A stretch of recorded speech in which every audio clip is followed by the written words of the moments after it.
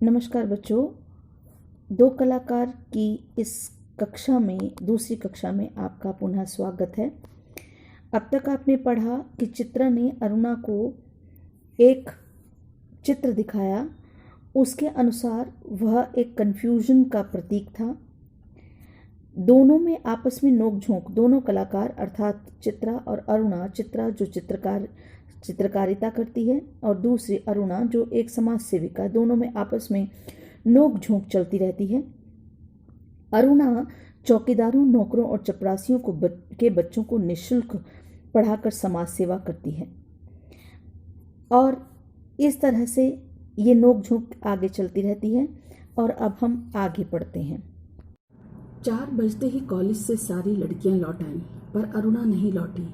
चित्रा चाय के लिए उसकी प्रतीक्षा कर रही थी। हॉस्टल में रहती थी, साथ ही चाय इत्यादि में साथ दिया करती थी, इसीलिए उस दिन चित्रा अरुणा की प्रतीक्षा कर रही थी। पता नहीं कहाँ कहाँ भटक जाती है, बस इसके पीछे बैठे रहो। तो अपने आप में ही बड़बड़ा रही है और उसके ना आने पर थोड़ी सी रुष्ट भी है और इसीलिए वो ऐसा कह रही है। अरे क्यों बड़बड़ कर रही है? ले मैं आ गई, चल बना चाय, मिलकर ही पियेंगे। इससे ऐसा प्रतीत होता है कि अक्सर वो शाम की चाय इकट्ठा ही पिया करती थी, इसीलिए अरुणा कहती है कि क्यों बड़बड़ कर रही है, मैं आ गई हूँ, अब चलो मिलकर के चाय पीते हैं। तेरे मनोज की चिट्ठी आई है, वो उसे बताती है कि तुम्हारी चिट्ठी आई हुई है। अरुणा लिफाफा फाड़कर पत्र पढ़ने लगी। जब उसका पत्र समाप्त हो गया तो चाय पीते पीते चित्रा बोली, आज पिताजी का भी पत्र आया है। लिखा है, जैसे ही यहाँ कोर्स समाप्त हो जाए मैं विदेश जा सकती हूँ। मैं तो जानती ही थी पिताजी कभी मना नहीं करेंगे। उसके जो इन वाक्यों में है बहुत उत्साह है और वो जैसे मनोज की चिट्ठी उसको पकड़ाने के पश्चात, उसके पढ़ने के पश्चात वह भी अपनी जो बात है वो साझा करना चाहती है अरुणा के साथ और बताती है कि पिताजी का पत्र आया है और उन्होंने कोर्स समाप्त होते ही विदेश जाने की अनुमति दे दी है। हाँ भाई, धनी पिता की इकलौती बिटिया ठहरी, तेरी इच्छा कभी टाली जा सकती है? तो वो क्या कहती है कि तुम एकमात्र अपने माता पिता की बेटी हो, तुम्हारी इच्छा अगर बाहर जाने की है तो भला वो कौन टाल सकता है, तुम्हारे पिता कैसे टाल सकते हैं? पर सच कहती हूँ, मुझे तो सारी कला इतनी निरर्थक लगती है। निरर्थक मतलब बिना अर्थ के, निरर्थक जिसका कोई अर्थ ना हो, जो कहना चाहिए कि जैसे अनपढ़ों के लिए इतनी बेमतलब लगती है, बिना मतलब की लगती है कि बता नहीं सकती। किस काम की ऐसी कला जो आदमी को आदमी ना रहने दे, कि जो आदमी और आदमी में फर्क पैदा कर दे। जो यहाँ पर आदमी आदमी ना रहने दे, इनकी सोच के बारे में कहा है कि आदमी की सोच को बदल दे। अरुणा आवेश में बोली, थोड़ा सा आवेश में आना यानी कि जैसे थोड़ा सा जोश में आकर के बोलने लगी। तो तुम मुझे आदमी नहीं समझती क्यों? तो उसे ये बात आदमी ना रहने दे की बात उसने पकड़ ली अपने मित्र की और कहा कि क्या तुम मुझे आदमी नहीं समझती क्यों?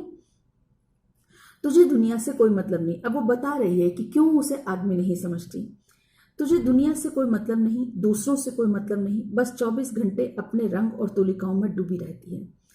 वो कारण बता रही है कि तुम आदमी इंसान क्यों नहीं रही हो, क्योंकि हर समय तुम्हें दीन दुनिया से कोई मतलब नहीं, समाज में क्या हो रहा है उससे कोई फर्क नहीं पड़ता। 24 घंटे अपने रंग और अपनी ब्रश में, तुलिका से में डूबी रहती हो। दुनिया में कितनी बड़ी घटना घट जाए, पर यदि उसमें तेरे चित्र के लिए आइडिया नहीं तो तेरे लिए वह घटना कोई महत्व नहीं रखती।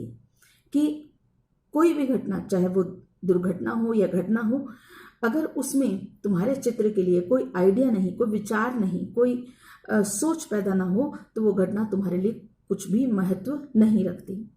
हर घड़ी, हर जगह और हर चीज में तो अपने चित्रों के लिए मॉडल खोजा करती है कि तुम, और इसीलिए ये कहा गया है कि तुम आदमी को आदमी नहीं रहने देती, क्योंकि वो हर चित्र में से मॉडल खोजा करती थी, चाहे वो कोई वृद्धा का हो, चाहे किसी दुख का हो या सुख का, उसे अपना मॉडल ही ढूंढना हुआ करता था।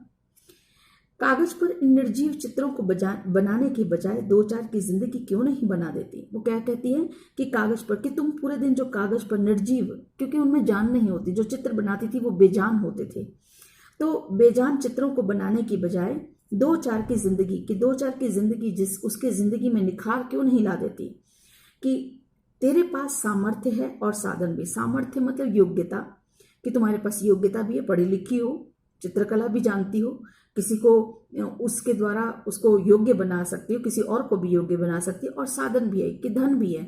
धन इत्यादि जितने भी होती चीजें होती हैं उनको साधन कहा जाता है, कि तुम्हारे पास योग्यता भी है और धन भी है, साधन भी है।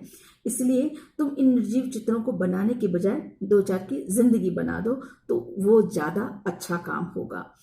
क्योंकि यहाँ पर वो इसलिए कह रही क्योंकि उसकी सोच जो है, अरुणा की सोच समाज सेविका की तरह ही है, और वह समझती है कि चित्रों को बनाने की बजाय, उनको रंगों के द्वारा उनके भावों को व्यक्त करने की बजाय उनके जीवन में नए भावों को, नए ऊर्जा का संचार करना ही एक बड़ी कलाकारी है। काम तेरे लिए छोड़ दिया। अरुणा क्या कहती है मजाक में, वो भी हंस करके क्या कहती है कि वह काम तेरे लिए छोड़ दिया, कि दूसरों के जीवन को संवारना, उसके लिए वो तुम्हारा जीवन छोड़ दिया है। मुझे तो मेरी तो कला में रुचि है और वो तुम्हारे लिए छोड़ दिया, तुम ही करो। मैं चली जाऊंगी तो जल्दी से सारी दुनिया का कल्याण करने के लिए झंडा लेकर निकल पड़ना, कि जब मैं चली जाऊंगी तुम अकेली रह जाओगी, तो सारी दुनिया का कल्याण करना, उनका भला करना, और उस भला करने के लिए झंडा लेकर निकल पड़ना, यानी कि सभी का झंडा करने लेकर के नेतृत्व करना, सारी दुनिया में अपने ही तरह के लोगों का नेतृत्व करना या इसी काम में रत रहना। और चित्रा हंस पड़ी, अपनी ही कथन पर वो हंस पड़ती है। अब किसी और दिन का दृश्य है यहाँ पर। 3 दिन से मूसलाधार वर्षा हो रही थी। रोज अखबारों में बाढ़ की खबरें आती थीं। बाढ़ पीड़ितों की दशा बिगड़ती जा रही थी और वर्षा भी थमने का नाम नहीं लेती थी। अब इस जो ये वाक्य हैं, इस कथन से आप कल्पना कर सकते हैं जैसे कि आज के समय में बिहार की स्थिति है या अन्य ऐसे महाराष्ट्र की स्थिति है, उससे आप इसकी तुलना कर सकते हैं कि बाढ़ पीड़ितों की दशा बिगड़ती जाती है और वर्षा भी थमने का नाम नहीं लेती थी। अरुणा सारा दिन चंदा इकट्ठा करने में व्यस्त रहती थी। आपको मालूम है कि जब ऐसी स्थितियां होती हैं तो चाहे राष्ट्र कितना भी धन, सरकार कितना भी धन खर्च कर दे, परंतु वह भी कम पड़ता है। ऐसे में जो स्वयं सेवक होते हैं या नौजवान होते हैं वो आगे बढ़ चढ़ कर हिस्सा लेते हैं और चंदा इत्यादि इकट्ठा करके ऐसे लोगों की मदद के लिए आगे बढ़ते हैं। तो ऐसे ही कामों के लिए अरुणा सारा दिन भागती रहती थी। एक दिन आखिर चित्रा ने कह दिया, तेरे इम्तिहान सिर पर आ रहे हैं, कुछ पढ़ती लिखती है नहीं, सारा दिन बस भटकती रहती है। माता पिता क्या सोचेंगे कि इतना पैसा बेकार ही पानी में बहाया। वो उसको उलाहना देती है उसको कि तुम सारा दिन जो है तुम ऐसी ही कामों में व्यस्त रहती हो, भटकती रहती हो और अपनी पढ़ाई का ध्यान नहीं रखोगी जिस उद्देश्य के लिए आई हो, तो माता पिता भी कितने परेशान होंगे। वो भी सोचेंगे कि क्यों पैसा बेकार किया, पानी में बहाना, बेकार करना। आज शाम को स्वयं सेवकों का एक दल जा रहा है, प्रिंसिपल से अनुमति ले ली है। अरुणा आगे से उत्तर देती है कि स्वयं सेवकों का एक दल, एक जो ग्रुप जिसको कह सकते हैं, एक दल, एक समूह है ना। दल क्या मतलब होता है, ग्रुप, समूह। प्रिंसिपल से अनुमति ली है उन्होंने।